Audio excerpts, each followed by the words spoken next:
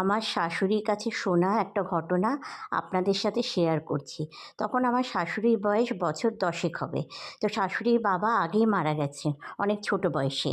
আর মা আমডাঙ্গার হসপিটালে নার্স ছিলেন। তাই শাশুড়ি দিদার কাছেই মানুষ।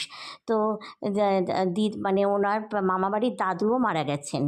তো দিদা খুব নামডাক ছিল ওখানে, ওই গ্রামে। যে ওখানে গ্রামের মধ্যে কী হতো, অনেকগুলো গ্রাম নিয়ে একটা স্বাস্থ্যকেন্দ্র। আর শুধু কবিরাজ, ওখানে গ্রামের মধ্যে কবিরাজ আর দাই থাকতো। কারো প্রসব বেদনা হলেই দাইয়ে ওখানে প্রসব করাতেন। তো তো ওনার মানে মায়ের দিদাও তাই করাতেন।